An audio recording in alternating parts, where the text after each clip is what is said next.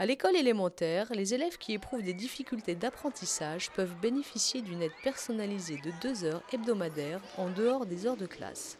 L'aide personnalisée s'articule étroitement avec les activités proposées en classe. Elle peut préparer ces activités, renforcer le travail de formalisation et d'accompagnement. Les difficultés des élèves sont repérées par l'enseignant durant le temps classe. Alors nous ici, on va faire un petit travail de calcul mental.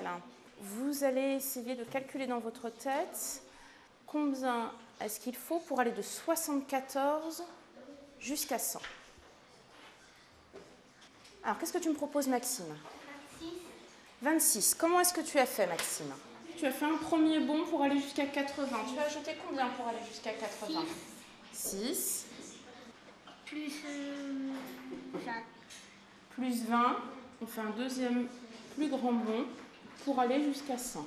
On fait un premier bond pour aller jusqu'à la dizaine supérieure et ensuite un plus grand bond pour un bond en dizaine pour aller jusqu'à 100. Alors, on va faire maintenant à partir de 78.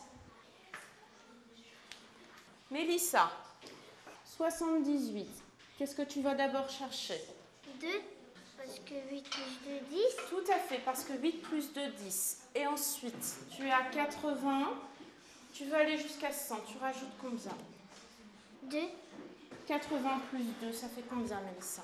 10. 82. 82. Ah, alors, comment est-ce que tu vas faire? Qu'est-ce que vous lui proposez, Sodi? En mathématiques, l'aide personnalisée permet aux enseignants d'entraîner les élèves sur les procédures de calcul et de résolution de problèmes, d'en renforcer la mémorisation, d'automatiser les tables. J'ai choisi de travailler avec Calculatis en aide personnalisée parce que c'est un logiciel qui amène la discussion. Les élèves, quand ils sont sur les exercices, peuvent expliquer les procédures qu'ils mettent en place. Nous, on va commencer avec les nombres sympathiques, Mélissa.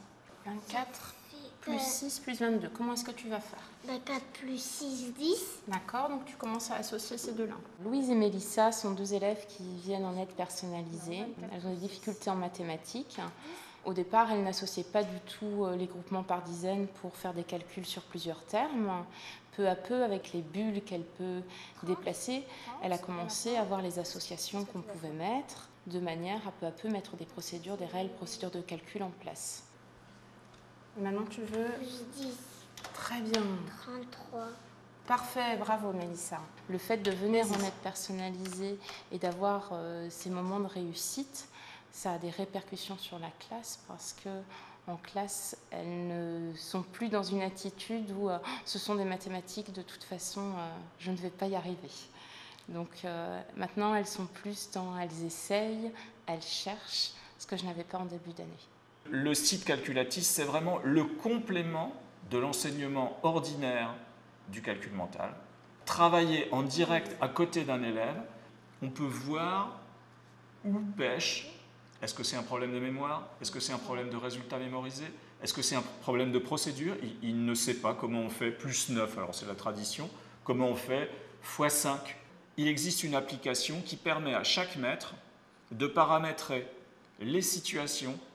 Et les situations, elles sont si possible ludiques, elles sont également des performances, il faut de la vitesse et donc il faut des connaissances. Ça nous aide à faire prendre conscience à l'élève que les connaissances en calcul mental, elles donnent de l'efficience et que compter sur les doigts, ça ne marche pas. Et ici, on a par exemple des élèves qui nous disent « il faut que j'apprenne les tables pour être bon à Calculatis ». Alors c'est un biais, on en a bien conscience, ce n'est pas suffisant. Mais c'est un biais très efficace pour les enfants en termes de défis.